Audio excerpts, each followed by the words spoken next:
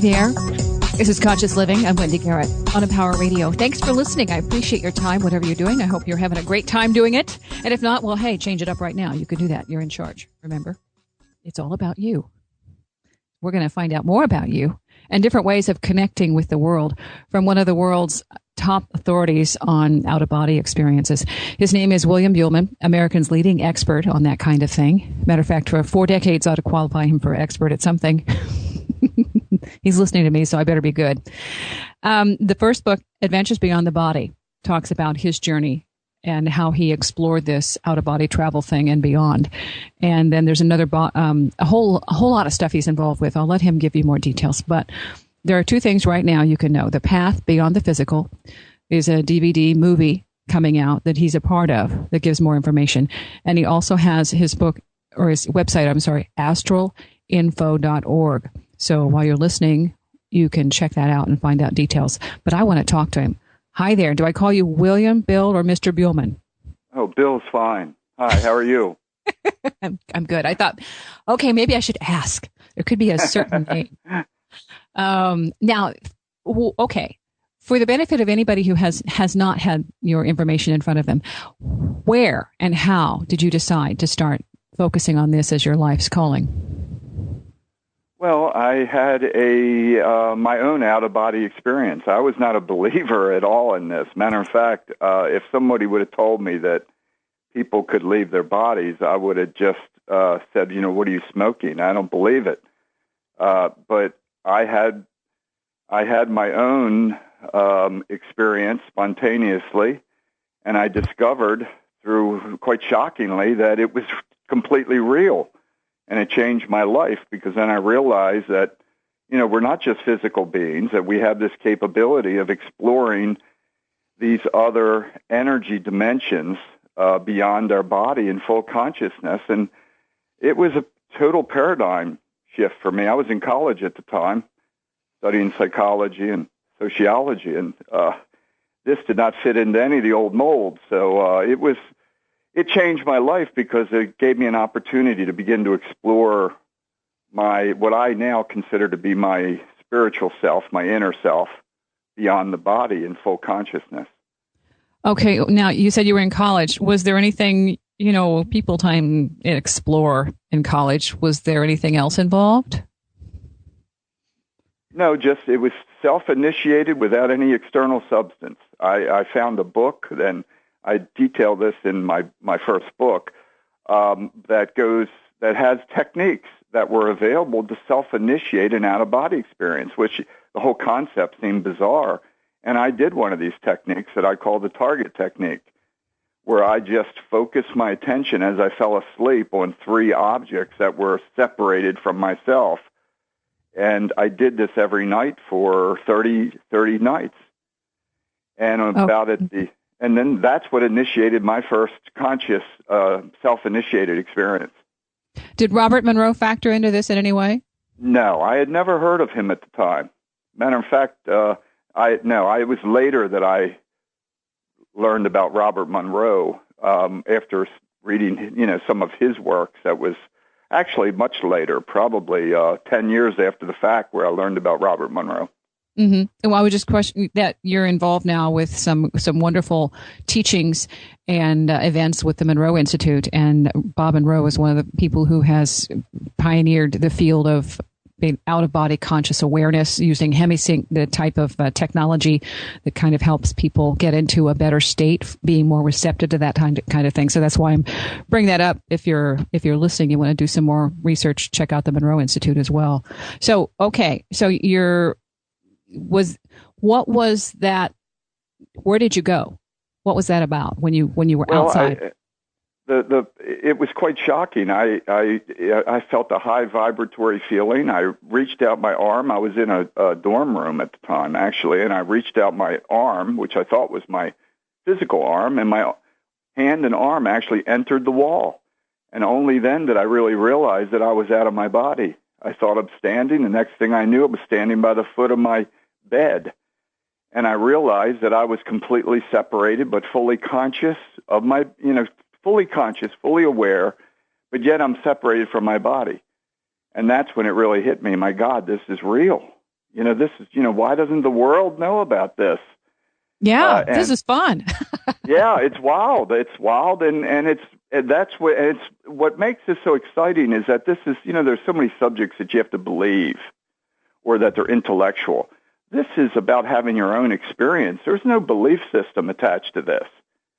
This is about teaching yourself to have your own experience and then proving, like for many people, it's about proving their own immortality and then taking it even further about exploring their multidimensional self. Now, when you're doing this, you're saying multidimensional. Are you aware of like emotions and conscious? I guess we go back into the linear way of all of your bias and all of that kind of stuff. Does that character stuff go with you, or do you drop some of that when you go into the astral plane? No, if on the astral you keep almost all of your we carry our fears, we carry our stuff with us, which is one of the things that we have to overcome in our journey. But yes, we carry our own state of consciousness with us with all of our baggage. That's one of the first things I learned. You are still you. And that's, for good or bad. So many people have to deal with their own fears. They have to deal with their own issues. But yes, you do continue as you are. Do you meet different kinds of characters, different kinds of energies and manifestations, like giant snake people? Do you have that kind of engagement? No, I have not. I've met my mother who had died. I met my uncle who had died. My engagements with others have been very physical-like in most. I think those type of experiences that you just mentioned, of course, sound a little shamanic, but they also get a lot of publicity. Most people that have out-of-body experiences report it to be a very physical-like event where they actually communicate with face-to-face with their loved ones in many times. I mean, in this, like my mother, she died when she was 70, and she was quite overweight. When I met her out of body, which was very much shocking and face-to-face, she was about 25 years old and beautiful and young. But yet I instantly knew that was her.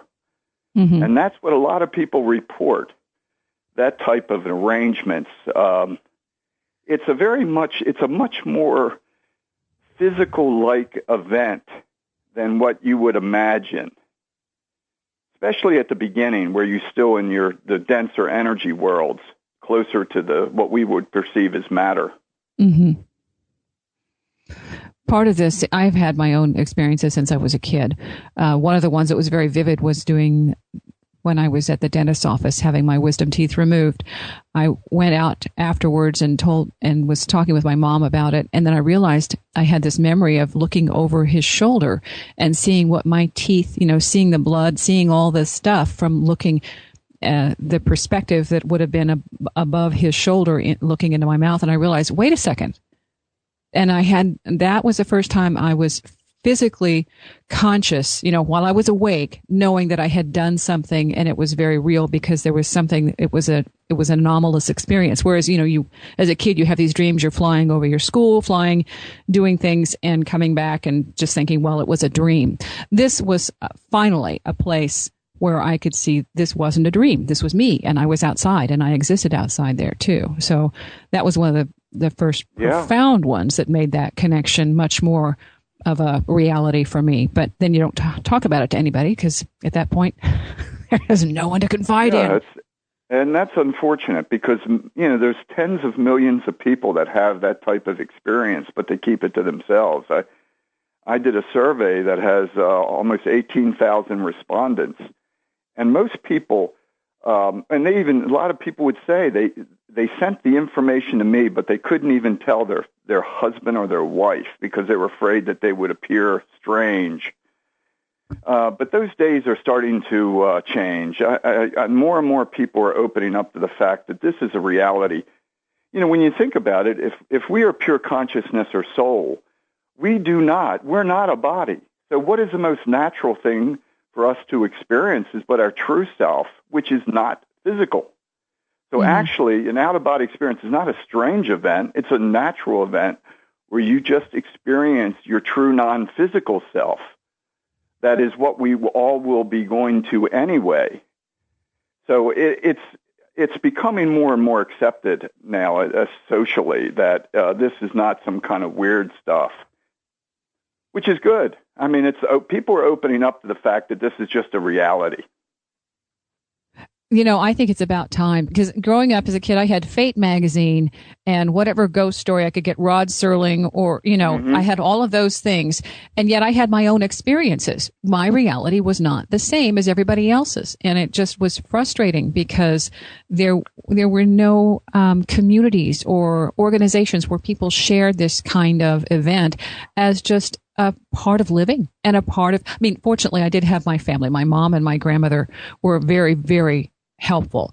But it was one of those things where there wasn't in my area a greater community where these things were freely spoken of. Fortunately, I was also in Topeka, Kansas. That was where the Menninger Institute was, and they brought people from all over the world and interviewed them as part of their consciousness studies and that kind of thing. So I was in a community that did have access to some really phenomenal information. But just now, this kind of stuff is beginning to hit a greater audience of people who are coming out of their collective shells and saying, hey, me too. You know, so it's wonderful. I really appreciate what you're doing. Oh, yeah. I receive hundreds and hundreds of letters and emails from people that say just that to me. My God, that happened to me. You know, women are during childbirth or having out-of-body experiences.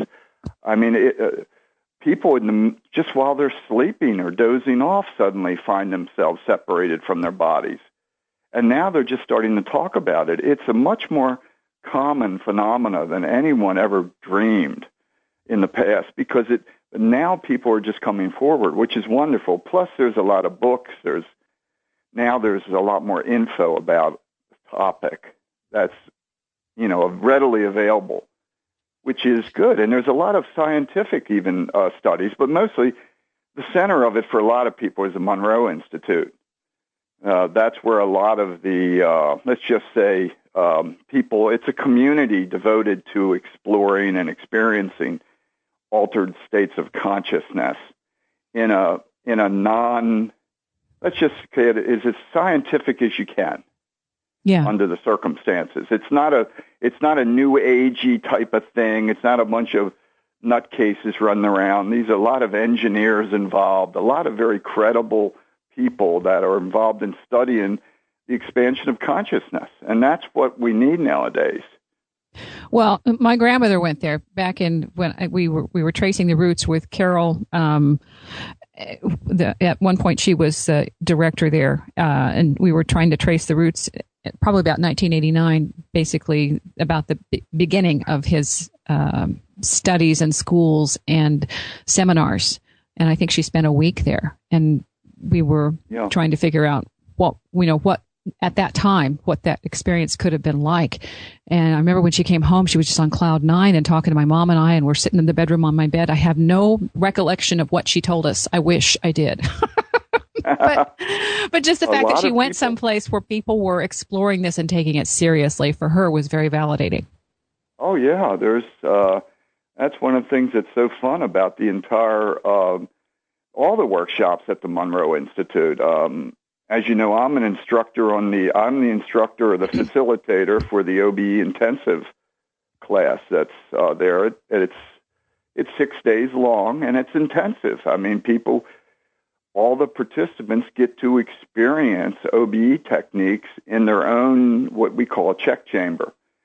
And it's many people find it extremely exciting, let's put it that way, and informative. And the other thing, too, could you discern, give us a little bit of, some people do lucid dreaming, and that isn't quite the same thing as an out-of-body experience. Sometimes. No, it's not. No, it's not. Ahead. I consider lucid dreaming to be, I look at the states of consciousness as a continuum.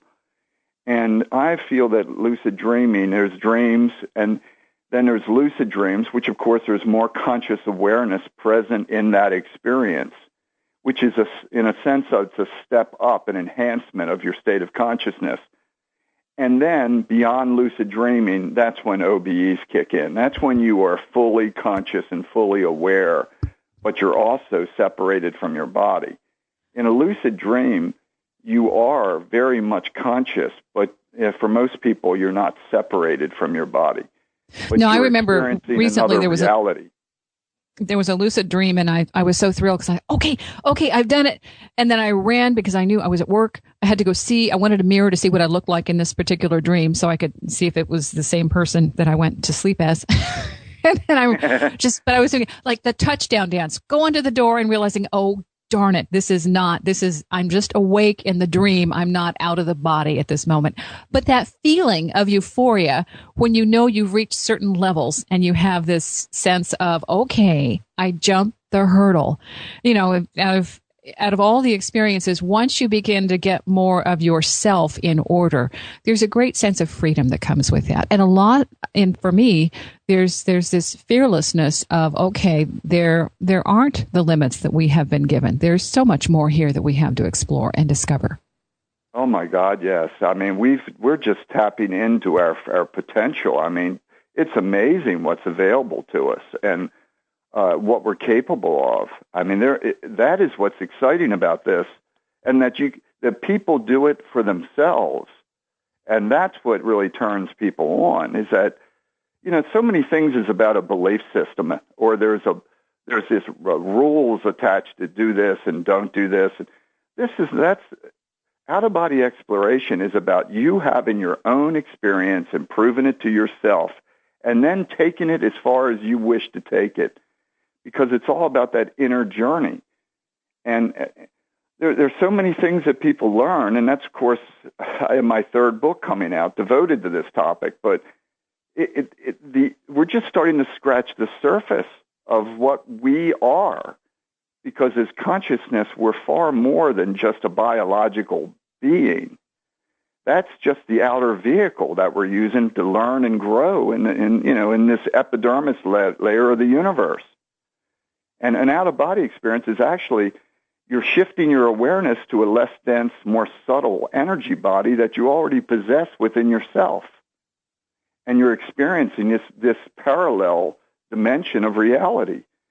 And it's there. It doesn't matter what you believe or not. It's you get to explore it yourself. And that's what's exciting. Is that The Secret of the Soul you're talking about, the new book? Well, I have a new book coming out in May called Adventures in the Afterlife. Which, that's another one. Oh, okay. Yes. It'll be my first book in 12 years. But it's also about out of body experiences and about a lot of it is about what I experienced, what people commonly call the afterlife, which is strictly just other dimensions of reality that we've put this strange label on. But, I quickly found that we live in a multidimensional universe, and the physical world is the epidermis layer. And when you have an OBE or near-death experience, you're just entering into a more subtle substructure of matter. And as you move inward within yourself, you move through different energy dimensions. And this is all. And what's exciting for people is that they can explore this on their own. Like many people write to me and say, man, I feel like Christopher Columbus, because I'm exploring this new dimension, this new world. Yeah. And it is exciting. Now, for you, my thing changed when I made other connections with reality that still, it's difficult to talk about because it happens every day, and it shifts my world because there are interactions with energies you can't see, but they do affect the lights. And there's my companion is an energy that basically manipulates a nightlight. Wherever I go, this is my experience. This is my reality. It started in 97. I was really, really just scared spitless that it would go away. Because it was like, oh my gosh, I've had this little miracle and it's probably going to go away. And it hasn't. It's gotten stronger. I've also developed myself a whole lot more all across the board in terms of being able to connect with that non-physical. But it's different for everybody. And with this kind of thing, when you first, or at least when I first started exploring, I met non-physical guides who would help me and put me into certain states. And one time they took me to a shaman and we did a hypnosis session. I took a girlfriend because I knew my own fear would prevent me from doing anything if I felt like I wasn't secure or in a safe environment. And so I took her with me, and what they did was they gave a count, and at just one point I was out of my body and I was looking at this little speck of light. So from that vantage point, everything in the room was complete black, except for this little dot that looked like an egg and colorful down below me.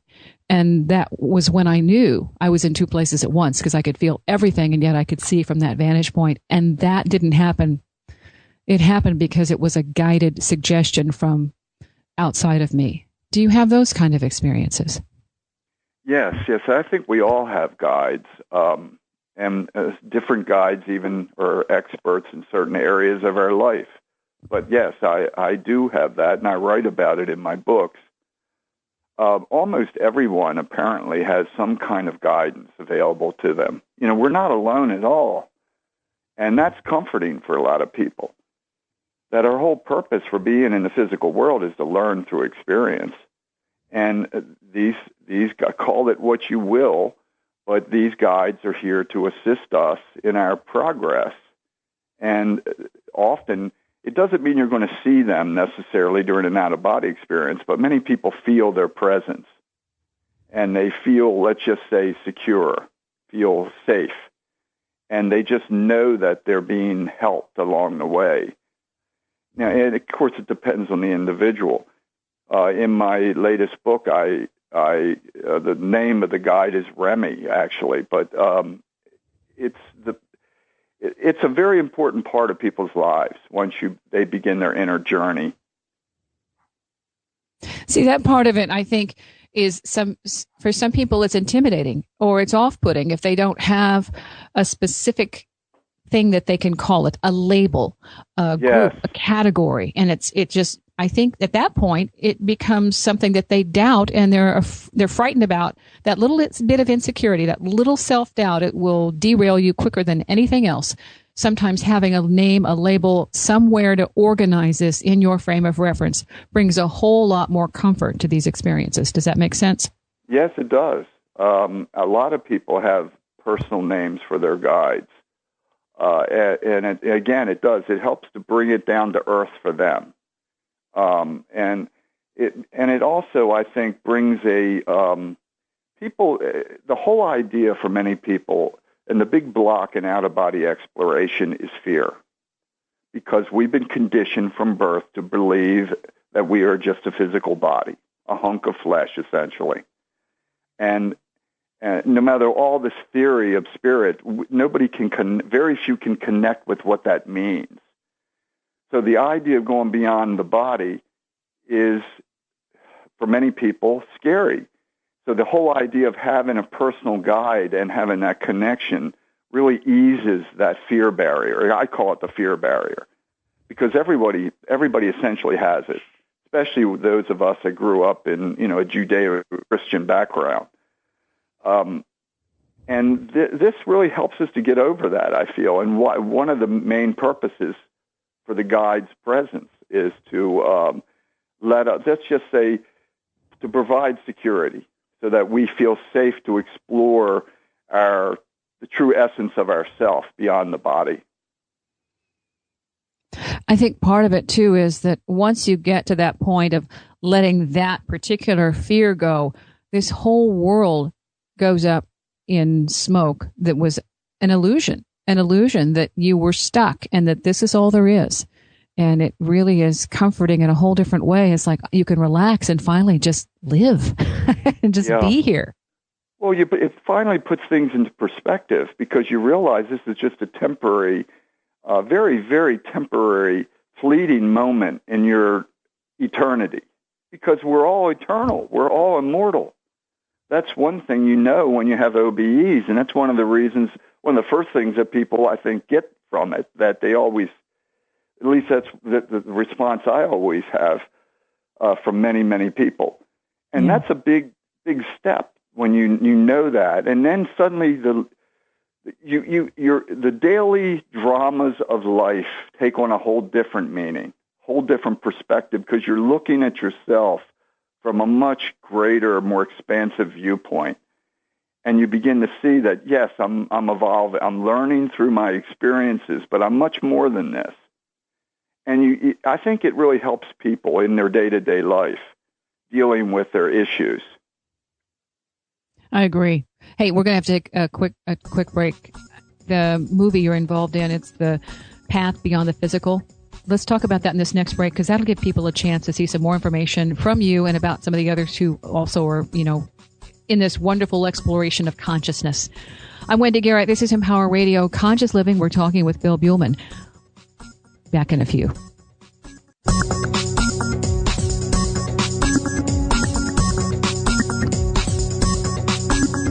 Hi there. This is Conscious Living. I'm Wendy Garrett. You're listening to Empower Radio. Thanks for tuning in. I appreciate your time, and thank you for the downloads and all the attention and all of the sharing. It's really amazing, the things that we are discovering about ourselves, and we are just barely at the tip of the iceberg on this stuff, especially when it comes to consciousness and what we are capable of with our non-physical being, that other body that is a bigger part of us. Talking with Bill Buhlman, who is also featured in a book or featured in a movie, The Path Beyond the Physical. And it's kind of showcases the Monroe Institute, and there are a couple other guys on there talking about consciousness, and really that there's no separation between our physical body and that conscious awareness. It's a greater piece of everything out there. You're in this film, and what was the best part of that? Well, it was fun to do it. I was living in Michigan at the time, and it was a fun experience. They just come into my home and basically film me in my library for about 4 hours, asking me questions, and then they just edit different things into the movie. But the producers did a very nice job in the editing process. I was very pleased with the end result. Yeah, that's the thing when they're doing stuff like this. This show isn't edited, by the way. It's all here, but you never know what's going to be, the outtakes and how it will look in the final result. And, you hear people saying, well, I was there for, 4 hours and they used 2 minutes. So they didn't do that to you. No. There's a third film eventually will be released also. This particular film I thought was extremely well done. I liked the way they presented the history of consciousness research at the Monroe Institute. And of course, all the people that were involved in it were all, well-known people that have been, let's just say, involved in consciousness research for over 3 decades. Well, so I'll mention some serious people that were in the film. Yeah, I'll mention a couple names. Skip Atwater. People might recognize the name due to the remote viewing aspect of it. That's been something he's been tagged with, is the remote viewing. Yes. And then Thomas Campbell. He's a NASA physicist and the author of My Big Toe, the trilogy. And these people who are involved, as you were mentioning before about the Monroe Institute, it isn't, a fun little New Age community where we go practice saying affirmations. It's more serious, trying to get people to be able to somehow make themselves more receptive or more able to activate their own experience, their own, or initiate their own consciousness expansion. And to me, that gives it a different direction. It's a self-empowering thing, and you're constantly learning, exploring, awakening, initiating, integrating. It's a very proactive state of being, and that's just the way I frame it. Does that make sense? Yeah, it's very well said. It's exactly it. It's all about the expansion of consciousness and self-empowerment. And there's no airy-fairy stuff. There's no belief systems, which I especially appreciate. It's all about let's have our own deep inner experiences and explore our inner self to the best of our abilities. At the Monroe Institute, as you know, they developed something called hemisync. So we use sound frequencies to help people to get into meditative states of consciousness. And that helps many people to let go and, let's just say, experience deeper states than they would in the comfort of their own home sometimes. So there's a lot of technology that's incorporated, and everything is designed to help the individual, though, to empower themselves and to explore themselves. And the end result is, for people, it's a tremendous amount of fun. And a lot of people, there's been 45,000 people that have attended Gateway alone over the 3 decades. And many people come back and re-experience it because they loved it so much. So there's a lot to offer, let's put it that way. Oh, yeah. Yeah. Okay. Now, for you, in all of this research and studying and the information that you've gleaned from your surveys, have there been some standout experiences or stories that you could share that wouldn't be breaking a privilege or some kind of social, I promise not to divulge this information? Well, there's been so many of those that it's hard for me to bring up just one. We've got time for more than one. Okay. Well, many people report, let's just say, they have experiences where they overcome their own individual fears through a confrontation. That occurs with some people, where they actually, and I write about this as one of my experiences also, where I was, during an out-of-body experiences, I was confronted by an energy form that was just a manifestation of my own fear. And by standing firm, that dissipates. And suddenly you feel incredibly empowered.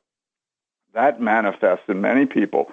But I think one of the most standout experiences I've had this actually, I've had several pregnant women that have written to me and have said they've had OBEs while they were pregnant, and they have actually communicated with their future child face to face. Again, these are reports I get. In other words, before the baby is born, the soul is already there, ready to incarnate. Yeah. Call it what you will, soul, astral body, but it is ready to incarnate, and they've actually met their future child and have a communication, and they actually learn what they're there to learn and what the what is the reason for that particular soul choosing that mother. And that's actually disclosed to the mother, which is mind-blowing. I mean, that goes beyond, since I'm not a female, I can't even relate to some of that. Mm-hmm. But that's the kind of stories I get, because everything goes so far beyond the physical. We're so fixated on the physical world as being the only reality, when in truth, it's just a thin outer epidermis layer. It's it's one of the many training grounds of consciousness. And that's how it's used as for consciousness. So when we enter a physical body and begin our life, our body is a tool of education for us and evolution. Yeah. Because evolution is not about physical changes. Evolution is about the evolution of consciousness and about the growth of consciousness. And all these dramas that happen in the physical world are part of that process. Even war, surprisingly. There's reasons behind these things, because we develop qualities through first-hand gut-wrenching experiences. Yeah. And that's how we learn, good, bad, or indifferent. That's why wars still exist. As an immortal soul, you could not develop courage unless you were placed in a situation where you had to use courage, be courageous in your life. As an immortal soul, you can't die. There'd be no fear. But how do you incorporate that into your, let's just say, your total self?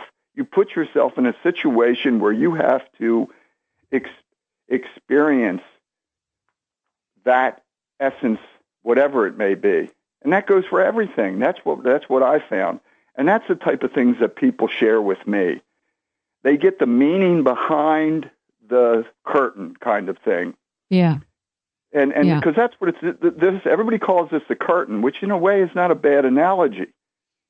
But once you begin to have out-of-body experiences, you go behind the curtain, and you start to see why. Why is my life like this? Why am I having this drama? Why did I have that disease? Why did this person die? It goes on and on and on, because there are reasons. And you get to get a peek behind the curtain and actually see the answers. And it's mind-blowing for people.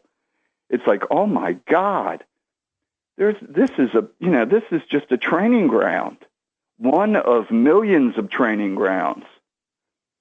And I'm evolving through my own experiences. So when you have encounters with other beings in these other dimensions, other planes, other worlds, other realities, do they include extraterrestrials? Do they include animals? They include non-physical? Oh, yeah. Everything you can imagine exists. That's what I have found. And by the way, let me just say this as clearly as I can. We, as consciousness, are not human. The human form is a temporary energy body we're using to gain experience. Pure consciousness is what we are. We exist beyond these humanoid forms. During an extended out-of-body experience, I've had this happen to myself many, many times, and many people, thousands of people have shared this with me also. When you extend an out-of-body experience beyond the astral dimension, you will lose all humanoid form, and you will become essentially like a globe of consciousness, and then if you take it even further, you become like a pinpoint of consciousness. The humanoid form is just a temporary vehicle of expression that we're using now to grow, to learn, and evolve. So this whole concept of what is alien becomes almost silly. Yeah, because we're all aliens. Mm-hmm. Anything that's in a body is an alien, because that body is alien to consciousness. So yes, there are many different forms available, endless amount of forms that are growing and learning. But at our core, we're all the same. We're all the same as consciousness. We're just using different energy bodies for our own personal evolution. I remember a long time ago when I had a dream and I was given access to my, what I would call an angel book. And I was so thrilled because I remembered, I was the dream, I was awake, I remembered why I was here, what I was supposed to do. And it was like, oh, it was all so clear. And then I had to wake up and I went through this gray cloud. And as my last little thing, as I'm dropping back into my body, this book will not come from that dimension here. I was so peeved. But the knowing at that point, there was a relief. And then the next, the next cool connection was that, knowing that we were many different forms. And I had a nephew at the time, he was about 4, and I had a German Shepherd named Max, a beautiful, beautiful dog, kind of a guardian, and I had been given information of why he was in my life. Anyway, the little boy told me, he said, I remember him. And I said, well, what do you remember? Well, we came from the blue ball. I said, well, what was it? He says, well, the blue. And he made this little round circle, like about the size of a basketball, that they both came from this blue light. And, of course, that didn't make sense to his parents or anybody else, but I knew with my experience of being a glowing ball of light and having 3 different senses of awareness, being the observer of the glowing ball, seeing the body, and then seeing the glowing ball, that we were so much bigger and had different origins than what we have been guided through our history and our linear way of thought here on this physical plane that is our origin. It's just incredible. And the kids know that coming in, and eventually we forget it to know more. Ha ha. Oh yeah, it is. It's great when you start to tap into this, because you get such a wider perspective. It definitely places your daily, let's just say, challenges in perspective. Yeah. Because you get this, where you're really going, and that this is all just a temporary training ground for consciousness. And it gives you that added, let's just say, feeling of security. that I can handle this. This is not the big deal that I thought it was initially. You redirect your energy. This. Yeah, I know this probably better than anyone because in March 11th, March of 2011, I was diagnosed with stage 4 cancer of the lymph nodes and tonsils. And it didn't scare me because I knew, number one, I knew I was immortal, but I also knew when I was out of body, I could request healing. So 6 months later, I had a full recovery. But the bottom line is, I wasn't terrified of, even though, how most, when you get that diagnosis of stage 4, people freak out. And I understand that. I knew from all of my experiences that, that I'm not going to, death doesn't even exist. So it didn't scare me. And I also knew that from my own experiences that I could, let's just say, impact my energy body. So it gives you such a deeper understanding of what's going on around you that it's hard to express this to other people because they're so locked into that temporary facade. All these, I am a man or I am an American or everybody's so attached to their little labels. And once you get out of that box and you begin to understand how expansive you are, the limits drop away and you truly do become self-empowered in many, many ways. Well, there's a comfort that comes with the label. And then when you lose the label, like I am employed, I am a mother, I am all of these things that say that you have a social status or a way of being recognized in society.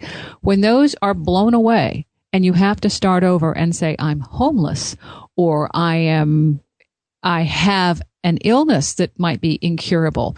Once you attach yourself to that, then you really become limited and you realize, oh my gosh, maybe I don't want that label. Maybe I want to be more. And that's what all of this, self-empowerment stuff is about. I don't want to be just a certain type of American or a certain type of being. I want to be something that has more potential, not just a label. And we fight that every day with different labels and categorizing. Oh, absolutely. One of the first techniques I do in my workshop at the Monroe Institute is I call it peeling the onion. I get everybody goes into a deep state of consciousness, and I have them through a guided meditation. They peel away all of the outer trappings of their physical life and their self-identity. They peel away all this. I'm an American, I'm a Catholic, or I'm a mother, father. All that gets peeled away. That's the first thing I do in my workshop because I consider it to be essential. Because as long as we're attached to that facade, which is truly what it is, yes, right now we're using it, but it's just a facade that will pass away as soon as we make that transfer of consciousness that we call death. I mean, that all that ends. So it's all temporary. And once we let go of that, we're more open to tap into our true essence beyond those labels. It's so important. One of the fun things I get, the guides I work with, they have such wonderful senses of humor. And so they'll give me little labels or limericks or jokes or, sayings, isms. One of them was, it's all about being we. And the only way I can be a better we is to know more about me. So find out about me and you'll know we. Yes, it's true. But it's just that thing of, okay, so who am me? Those kinds of ways of thinking outside the box and just that joking, that good-natured whimsy that comes along with this feeling when you decide that you are no longer stuck by whatever label it is you've been born into, but you're free to explore and maybe determine another way of being, another state of being that lives beyond the labels. It's just an amazing space that we've chosen to inhabit right now where we are free to do a lot more of this exploring that I think we've been at any time in our history, at least on this magnitude. Yes, I agree. That's one of the good things about this new film. That really, I think, delves into that. It really delves deep, I think, into that whole idea of exploring yourself beyond just the physical facade. Learn more about what you are, because that's what's going to continue. All this other stuff is going to just be fleeting moments in time. All of these things that, cars and houses and belief systems, the important stuff is what lies deep within us, and that's what we have to connect with. And that's the whole purpose for OBEs, by the way. That's why this is all interconnected. Many people discover this in the flash of a moment. This is not, and I like to make this clear, this is not about some intellectual pursuit, even though we try to make it as scientific as possible. This is about people having profound personal experiences themselves. Every individual having a profound experience for themselves, because that's where the knowledge comes from. It's not about mentally trying to figure out the universe. And, and there's a lot of people trying to do that, trying to micromanage the universe through their mind. This is about going beyond the mind, if at all possible, and experiencing your spiritual essence that exists beyond thought and form and beliefs and all that stuff. And that's what makes this so empowering and, may I say, fun for those that do have the experiences. Well, and for the people who can say, I had stage 4 cancer and I'm here.